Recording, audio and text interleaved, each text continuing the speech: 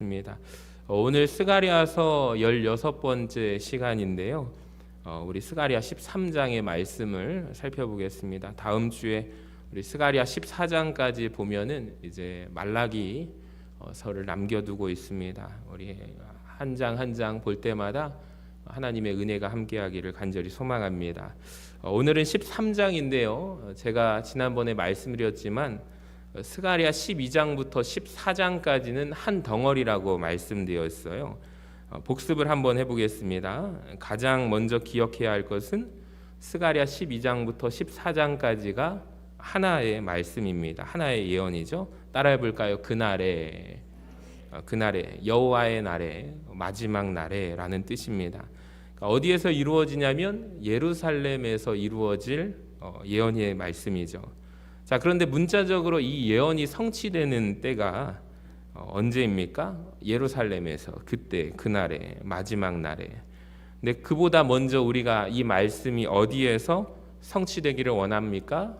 우리 교회에서 이루어지기를 간절히 소망합니다. 그러니까 말씀을 받을 때 그날에 예루살렘에서 마지막 날에 그때에 이루어지는 하나님의 말씀이지만 그보다 먼저 우리 교회에서 우리가 먼저 경험하고 응답받기를 간절히 소망합니다.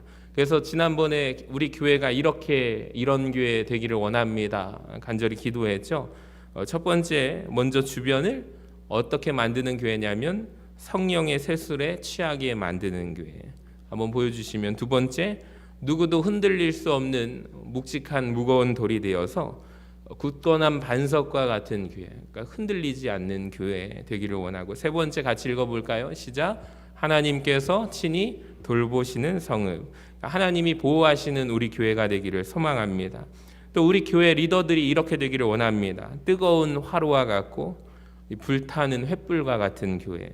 우리 성도님들을 하나님이 돌보시고 가장 연약한 자가 어떠한 자와 같다고요?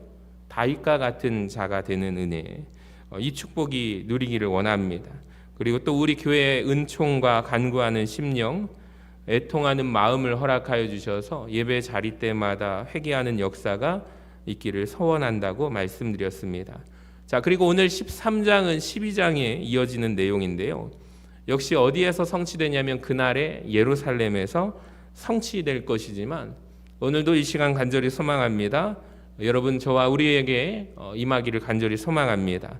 우리 1절을 같이 한번 읽어봐요. 13장 1절 시작. 그날에 죄와 더러움을 씻는 셈이 다윗의 족속과 예루살렘 주민을 위하여 열리리라. 아멘.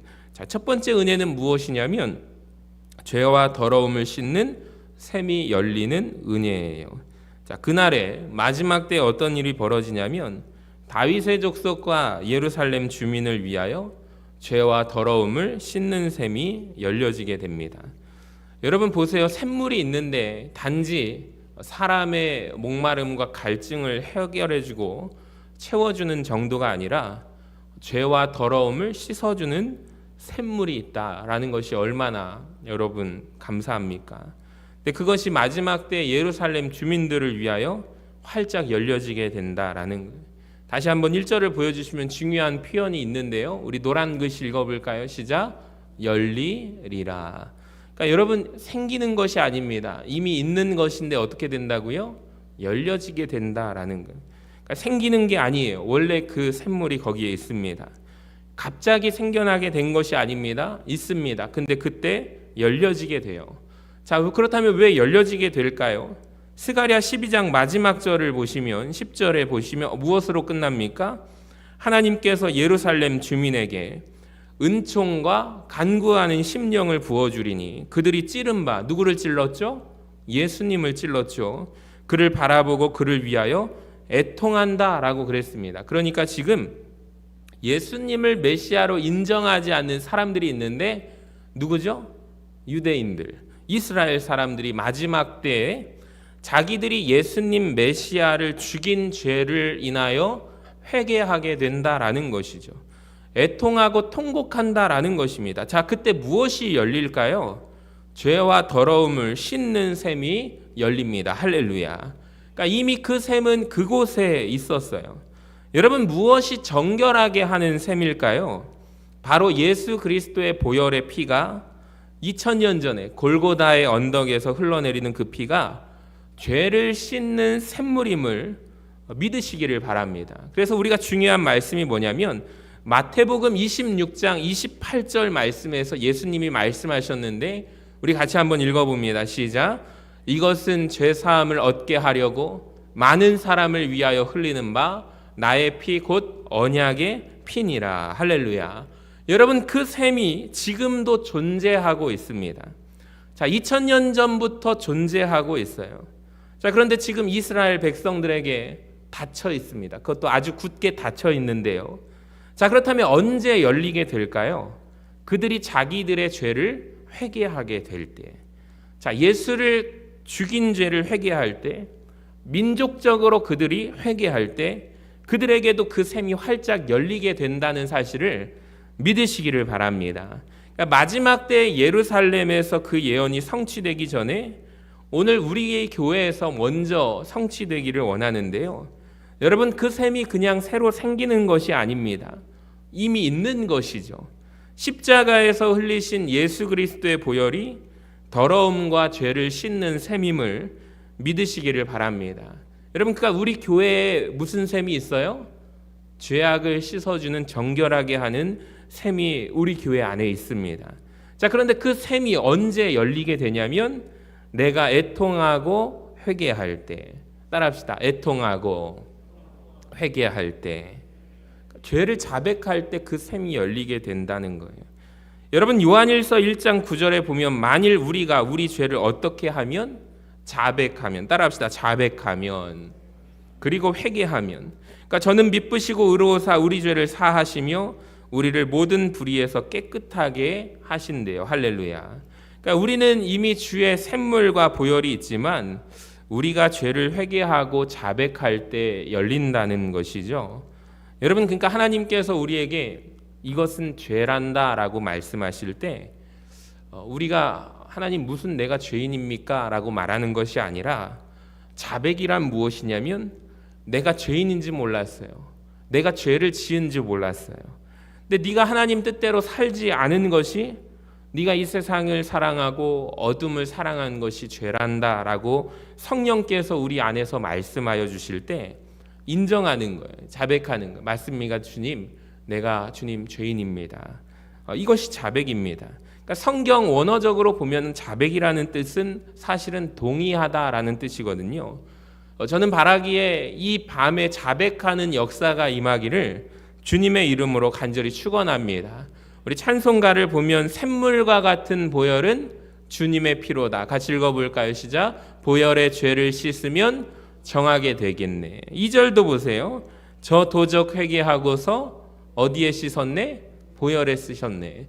저 도적 같은 이 몸도 죄를 씻기 원하네. 여러분, 우리가 회개할 때 우리의 죄가 사함받게 될 줄로 믿습니다. 마지막 때 예루살렘에서 죄와 더러움을 씻는 셈이 열리기 전에 먼저 우리 교회 안에 은총과 간구하는 심령, 애통하는 심령을 부어주시고 자복하고 회개하게 하여 주셔서 정결하게 하는 셈이 나에게 열리기를 원합니다. 아멘 좀 큰 소리로 합시다. 열리기를 원합니다. 참 힘드네요. 정말 힘들어요. 여러분 한번 오셔서 앞에서 좀 보시고 설교해 보세요. 정말 답답합니다. 아멘 하시는 분들을 좀 앞에 세울까 생각을 드리고 우리 집사님들부터 앞에 좀 앉으시라고 권사님들은 뒤에 앉으셔도 된다고 했는데 참 고민이 깊습니다. 우리 제자훈련도 끝났는데 아멘 하시는 사명을 맡은 분들이 계셨으면 좋겠다라는 생각이 들고 우리 중고등부도 예전에는 아멘을 크게 외쳤던 것 같은데 아멘 좀 크게 하시기를 바랍니다. 목사님이 정말 힘들어요. 왜 그냥 오늘 장례식 갔다 왔는데 설교를 대충 하지 않아요. 늘 저를 쳐요. 그래서 오늘도 굉장히 졸리고 피곤한데 그래도 말씀을 전할 때 우리 성도님들이 아멘 하시겠지 기대하고 올라오면 실망감이 크더라고요. 하나님 기대하지 말아야 합니까? 이런 생각도 드는데 오늘 많이 오셨잖아요. 여러분 집에 있으면 얼마나 덥습니까? 얼마나 시원합니까? 그렇죠? 크게 아멘 하시기를 바랍니다. 하나님의 말씀을 듣는 이 자리를 사모하시기를 바랍니다. 자, 두 번째 2절을 읽겠습니다. 시작. 만군의 여호와가 말하노라. 그날에 내가 우상의 이름을 이 땅에서 끊어서 기억도 되지 못하게 할 것이며 거짓 선지자와 더러운 귀신을 이 땅에서 떠나게 할 것이라. 자, 세 가지가 제거되고 세 가지가 떠나네요. 첫 번째로 우상이 제거되고 떠나고, 두 번째 거짓 선지자, 말씀 한번 다시 띄워주시면, 세 번째 더러운 귀신이 제거되고 떠납니다. 한 가지씩 살펴볼게요. 먼저 우상이 떠나는 은혜입니다. 여러분, 마지막 때 예루살렘에서 어떤 은혜가 있냐면, 하나님이 제일 싫어하시는 게 구약에 보면 우상 숭배거든요. 우상 숭배하는 것이 그날에 완전히 제거되고 떠나게 됩니다. 저는 말씀을 묵상하면서 이 은혜가, 이 역사가 우리 교회 가운데 임하기를 원합니다. 우리 교회 가운데 우상이 떠나는, 제거되는 역사가 임하기를 원합니다. 여러분, 무엇이 우상일까요? 혹시 집에 불상 하나씩 가지고 있진 않잖아요. 혹시 가지고 계신다면 버리시기를 바랍니다. 성도들에게 있어서 우상의 개념이 좀 다른데요. 하나님께서 십계명을 주시면서 하나님이 주신 명령이 있어요. 나 외에 다른 신을 섬기지 말라. 근데 이 번역이 사실 완전하진 않아요. 좀 약간 부족한 번역입니다. 영어로 보시면 정확하게 말하면 나 외가 아닙니다. before me라고 되어 있잖아요. 그러니까 내 앞에 하나님보다 먼저 되는 것, 그것이 다른 신을 두지 말라. 그러니까 완전히 다르죠. 나 외에 다른 신을 섬기지 말라. 이게 아니라 나보다 먼저, 하나님보다 앞에 있는 것을 섬기지 말라, 두지 말라. 그러니까 무엇이 우상이냐면, 여러분 완전히 새롭게 정립해야 돼요. 뭐냐면 하나님보다 우선하는 것, 내 삶에, 내 인생에서 하나님보다 앞서 있는 것을 먼저 찾는 것이 우상의 개념이라는. 그러니까 예를 들어서 우리 삶에 지금 문제가 생겼는데 내가 돈을 먼저 찾아요. 자, 그렇다면 돈의 우상에 우리가 묶여 있는 거죠. 하나님보다 돈이 앞에 있기 때문에 내가 문제 앞에서 사람을 먼저 찾아요. 인맥을 먼저 찾아요. 자, 그러면 하나님 앞에 인맥을 먼저 두는 것이에요. 그게 우상이에요. 그러니까 우리는 언제든지 얼마든지 우상 숭배할 수 있는 존재라는 거예요. 그러니까 하나님을 섬기지만 안 믿는 건 아니에요. 하나님보다 먼저 앞에 두는 거죠. 그게 1계명을 범하는 성도의 모습이에요. 그러니까 우선순위 얘기죠. 그러니까 하나님보다 먼저 두는 것 우상 숭배예요. 그러니까 하나님보다 내 일을 앞에 두는 거잖아요. 그러니까 일 때문에 내가 예배드리지 못한다. 그럼 나는 우상 숭배하고 있는 거예요. 그러니까 일이라고 하고 있는 것을 하나님보다 앞에 뒀기 때문에, 하나님보다 만약에 가족을 앞에 둔다면 그게 우상 숭배예요. 그러니까 진짜 중요한 게 뭐냐면, 우상은요, 내가 깎아 만든 신이 우상이다라는 거예요. 근데 대부분의 사람들이 우상 숭배를 합니다. 그러니까 내가 믿고 싶은 신을 섬겨요. 아까 전에 우리 장례식장 갔다 오면서 갑자기 대화하다가 진짜 깜짝 놀란 게, 우리 권사님들하고 동성애에 대한 얘기를 했는데, 오늘 말씀에서 제가 준비를 했거든요. 굉장히 깜짝 놀랐어요. 여러분 보시면 동성애 옹호자들, 요즘 특히 이번에 올림픽 때에 많은 그런 것에 노출되어 있고, 이 시대가, 우리나라가 특히 지금 이때가 이 거룩한 방파제의 사명을 감당해야 된다. 왜 그러냐면 지금 미국 한인교회에서는 굉장히 체감을 하고 있기 때문에 이제 한국을 걱정하고 있습니다. 이미 전 세계적으로 이제 기독교, 반기독교적인 문화가 확산되고 있는 것은 물론이고, 우리 다음 세대들이 정신 차리지 않으면 거기에 금방 넘어가는 상황이기 때문에, 지금 이때가 우리가 말씀으로 깨어서 기도하고 거룩한 방파제 역할을 준비하지 않으면 한국도, 한국 교회뿐만 아니라 점차 이 문화에 무너지게 될 것이다라고 예견하기 때문입니다. 여러분 보세요. 동성애 옹호자들이 성경을 통해서 하나님의 사랑에 대해서 설명할 때 어떻게 설명하는지 아세요? 나는 사랑의 하나님을 믿어. 나는 내 모습 이대로 사랑하시는 하나님을 믿어. 나는 성경의 이런 부분은 안 믿어. 지옥에 보내시는 하나님은 믿지 않아. 근데 이건 여러분 엄밀히 말하면 우상입니다.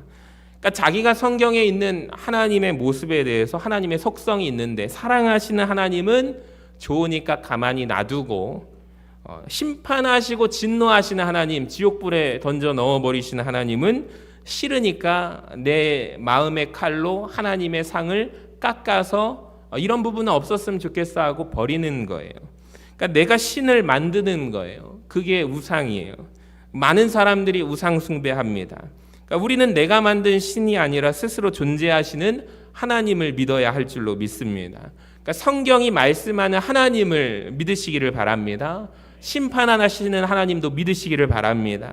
그러니까 오늘 우리 교회 이 밤에 그 역사가 임하기를 소망합니다. 그러니까 하나님 앞에 내가 두었던 모든 것이 깨어지기를 원하고요. 하나님보다 먼저 삶의 우선순위에 두는 것들이 깨어지기를 원합니다. 그러니까 내가 깎아 만든 신이 없어지는 것, 성경의 하나님을 믿으시기를 주님의 이름으로 간절히 축원합니다. 자, 그 다음에 거짓 선지자가 떠나는 은혜예요. 따라해 볼까요? 거짓 선지자. 거짓 선지자는 누구일까요, 여러분? 그러니까 거짓말을 해서 거짓 선지자인가? 아닙니다. 그러니까 하나님이 보내시지 않은 자가 거짓 선지자예요. 성경에서 선지자들, 예언자들을 말할 때 두 가지로 분류를 해요. 첫 번째는 참 선지자가 있고 두 번째는 거짓 선지자로 분류를 합니다. 근데 제가 신학교에 가가지고 공부를 해보니까 신학자들은 그렇게 분류하지 않았어요. 예언자들, 선지자들을 어떻게 구분했는가? 첫 번째로 크게 문서 예언자로 나뉘었고 비문서 예언자로 나뉘었습니다. 그러니까 글과 문서를 남긴 문서 예언자. 그러니까 우리가 선지자 가운데 이사야 선지자라든지 예레미야, 에스겔, 그리고 오늘 우리가 읽고 있는 스가랴 선지자는 문서 예언자예요. 글을 남겼으니까요. 그러니까 말만 하고 글을 남기지 않은 엘리야, 엘리사와 같은 선지자는 비문서 예언자로 구별하더라고요. 근데 성경을 보니까 선지자를 그렇게 구분하지 않아요. 하나님이 보내신 참 선지자인가 아니면 하나님이 보내지 않으신 거짓 선지자인가 이걸로 구분한다라는 거예요. 그러니까 성경을 읽어보면 언제나 나타나는 것이 가짜 선지자들이 참 많았다는 거죠. 근데 마지막 때가 되면 여러분 언제나 예루살렘에 가짜가 많은데 무서울 정도로 거짓 예언자들, 거짓 선지자들의 모습이 사라지게 돼서 우리가 방금 읽었던 본문에서 3절에서 6절이 도대체 무슨 말인가 이해가 안 될 정도로 극도로 사람들이 거짓 사람들을, 거짓 선지자들을 경계하는 모습이 나오거든요. 3절을 한번 보세요. 3절을 보시면 사람이 아직도, 여기에서 예언은 거짓 예언입니다. 그러니까 거짓 예언할 것 같으면 그 낳은 부모가 흥분을 해서 말을 하는 거예요. 야, 너 어떻게 여호와의 이름을, 하나님의 이름을 빙자하여 너 거짓말을 하고 있느냐? 너 그러다가 죽는다라고 말하는 거예요. 그러니까 부모가 과민 반응할 정도로 자녀에게 그렇게 몰아쳐서 얘기한다라는 거죠. 심지어 그렇게 거짓말하면 네 목숨 보전하지 못한다고 부모가 극단적인 행동을 할 정도까지 예루살렘에서 거짓 선지자들이 제거된다, 사라지게 된다라는 거죠. 4절을 보세요. 그날의 선지자들입니다. 그러니까 예언할 때 환상을 부끄러워하는 거죠. 할 것이며 사람을 속이려고 털옷도 입지 아니할 것이며. 그러니까 옛날에는 이런 사람들이 많았던 것 같아요. 내가 환상 봤다. 자, 그 말을 자연스럽게 대단하게 떠들고 다녔지만 이제는 그런 말 하는 것조차 부끄럽게 여기게 되고 이제는 사람을 속이려고 그 사람들이 털옷도 입지 아니한대요. 그러니까 옛날에 선지자들 가운데 거짓 선지자들이 무슨 옷을 입고 많이 나타났어요? 털옷을 입고 나타났다라는 거예요. 자, 5절에 보면 그들이 실토를 합니다. 나는 사실 선지자가 아니요, 나는 무엇이다? 농부다라고 말하는 거예요. 그러니까 거짓 선지자 노릇을 해왔지만 마지막 때가 되면 고백하기를 나 선지자 아니야. 나는 하나님의 종이 아니고 나는 사람의 종이다라고 말하는 거예요. 자, 6절을 보세요. 어떤 사람이 그에게 묻기를 내 두 팔 사이의 상처는 어찌 됨이냐라고 물어보면 옛날에는 이 사람이 이렇게 대답했던 것 같아요. 하나님께서 나에게 주신 이 두 팔의 상처는 특별한 사인이야, 계시야라고 말했지만 이제는 그 사람들이 그 상처를 보여주면서 실토하기를 사실 어디에서 다친 거야? 친구 집에서 다친 거야. 참 재밌지 않습니까, 여러분? 그러니까 이 말을 통해서 우리가 유추하는 게 뭐냐면 스가랴 시대부터 예언하는 시대까지 거짓 시대가, 거짓 선지자들이 참 많았다라는 거예요.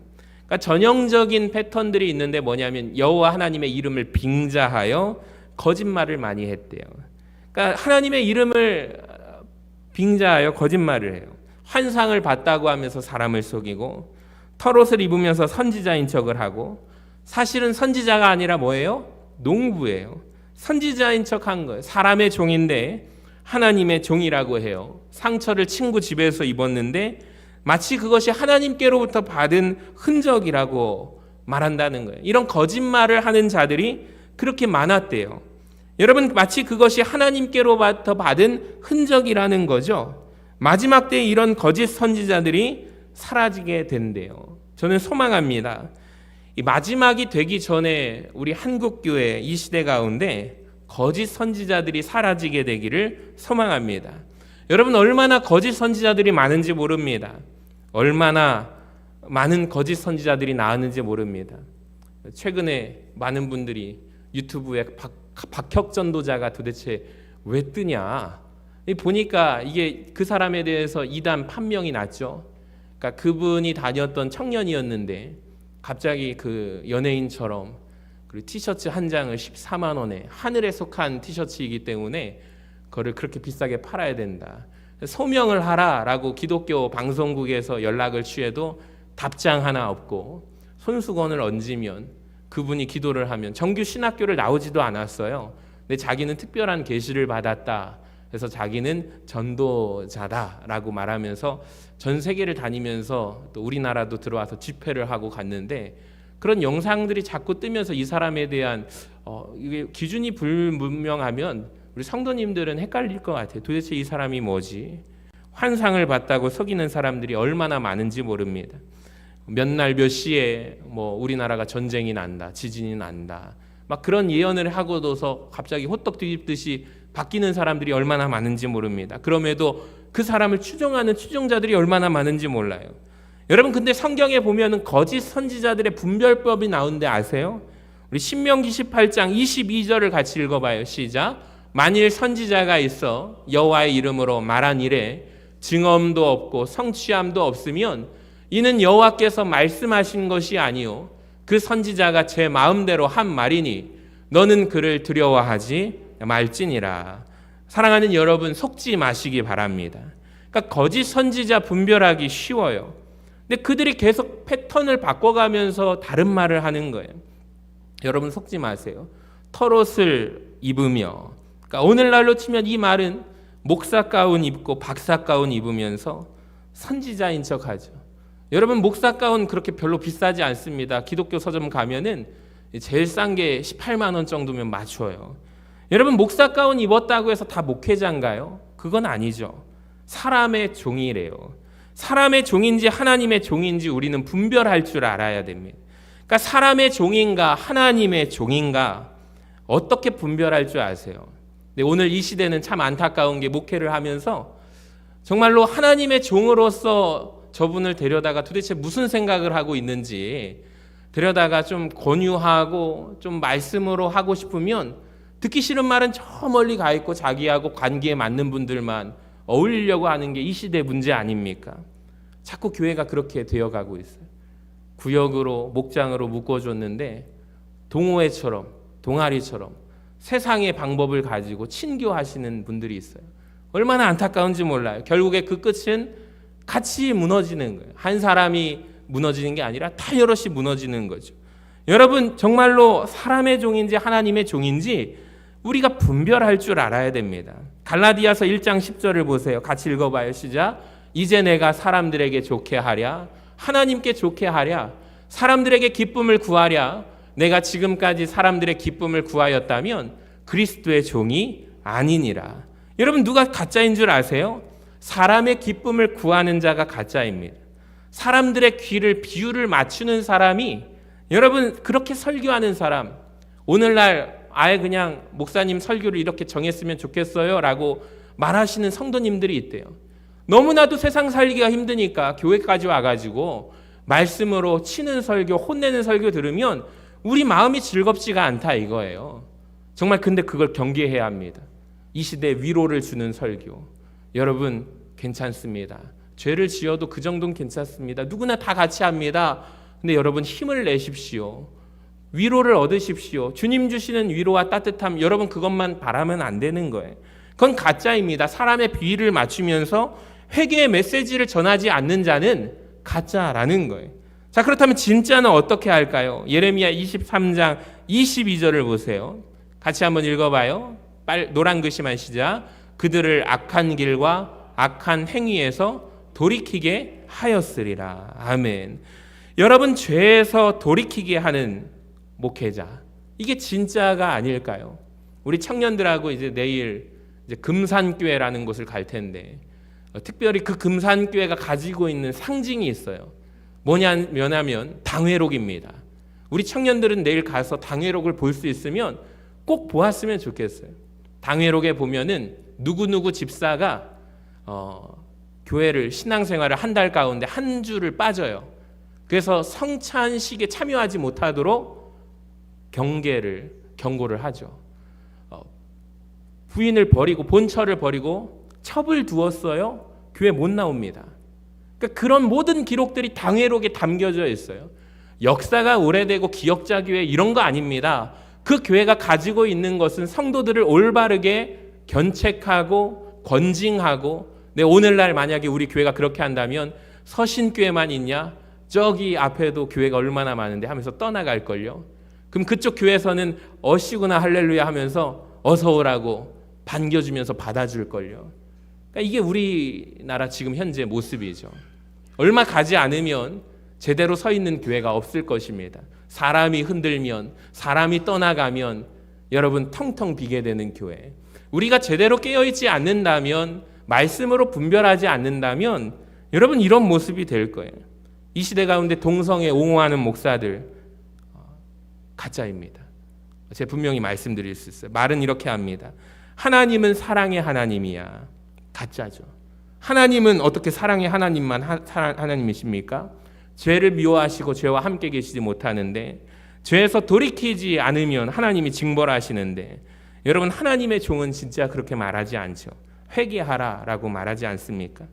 예수님께서 현장에서 가늠한 여인에게 용서해 주시지만 하신 말씀이 있어요. 다시는 너는 그 죄를 범하지 말지어다. 여러분, 한국교회에서 거짓 선지자들이 사라지기를 원합니다. 사람의 종이 아니라 하나님의 종이 하나님의 말씀을 강단에서 전할 수 있기를 원합니다. 자, 마지막 때 어떤 은혜가 있냐면 같이 읽어볼까요? 시작. 5번. 더러운 귀신이 떠나는 은혜. 자, 여기 눈여겨볼 표현이 있는데 어떤 귀신이죠? 더러운 귀신이요. 저는 개인적으로 왜 더러운이라는 표현을 썼을까? 굳이 귀신이라고 해도 될 텐데 왜 더러운 귀신일까요? 놀라운 사실은 성경에서 귀신에 대한 수식어가 있는데 빼놓지 않고 빠지지 않고 나오는 게 더러운 귀신이라는 거예요. 특별히 귀신이요, 여러분, 구약 성경에는 잘 나타나지 않아요. 근데 신약 성경에 누가 나타나셨을 때? 예수님이 나타나셨을 때. 예수님은 빛이시잖아요. 빛이 드러났을 때 어둠의 세력들이 드러나게 됩니다. 어둠의 정체가 드러납니다. 그래서 성경이 분명히 더러운 영이라고 말합니다. 근데 이 세상 사람들의 문제가 뭐냐면 성경에서는, 말씀에서는 귀신이 더러운 영이라고 되어 있는데 세상은 그렇게 보지 못합니다. 그 이유가 무엇인지 아십니까? 우리 고린도서 11장 14절을 같이 읽어봅니다. 시작.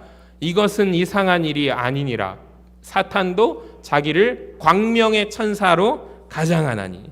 근데 그 실체는 어떻다는 거예요? 더러운 영이라는 거예요. 그러니까 성경이 폭로하는 귀신의 모습이 있는데 더러운 영이에요. 근데 더러운 영인 귀신은 자기를 광명의 천사로 포장한다. 여러분, 이 시대 가운데 대중매체가 우리 자녀들을 휘어잡고 있지 않습니까? 더러운 귀신이 자기를 아름다운 것으로 포장해요. 여러분, 특히 음란마귀가 더럽죠. 근데 오늘날 정말 무서운 표현이 왔는데 신성한 결혼을 갑자기 우리나라 몇 연예인들이 이 말을 시작했어요. 한 번 갔다 오는 것도 괜찮아. 몇 번 갔다 왔어? 저 2번 갔다 왔는데. 그게 뭔 말인가 했더니 결혼, 이혼하고 재혼하고 갔다 왔다라고 표현하더라고요.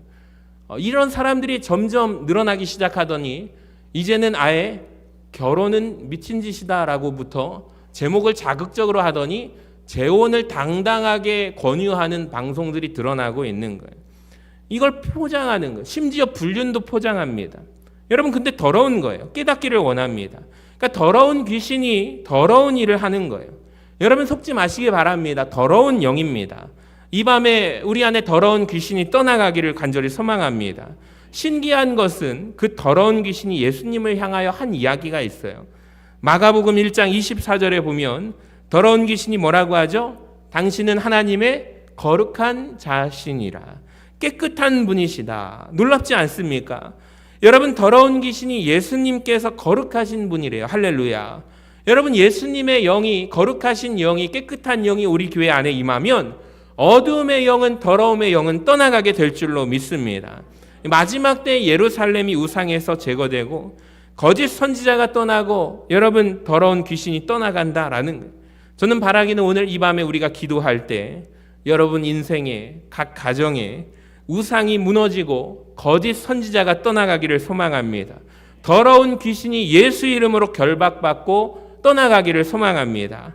말씀을 마칩니다. 여러분 그날에 마지막 날에 예루살렘에서 더러운 것들을 씻는 정결하게 하는 셈이 열리게 된대요.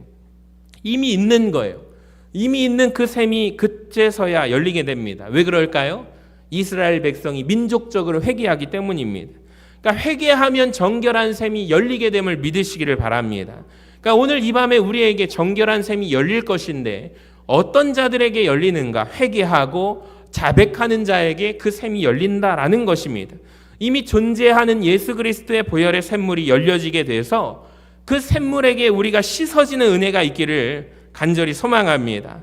우상이 제거될 때 우리가 먼저 하나님보다 먼저 찾는 것들을 내가 우선순위에 두는 것, 내가 만든 신이 우상이죠. 그게 사라지고 거짓 선지자들이 사라지고 더러운 귀신들이 사라지고 하나님의 거룩한 영이 우리 교회 안에 충만하게 임하기를 소망합니다. 저는 바라기는 하나님의 선하신 손길이 저와 여러분을 붙잡아 주시고 도와주시기를 원합니다. 우리를 정금과 같이 하게 하실 줄로 믿습니다.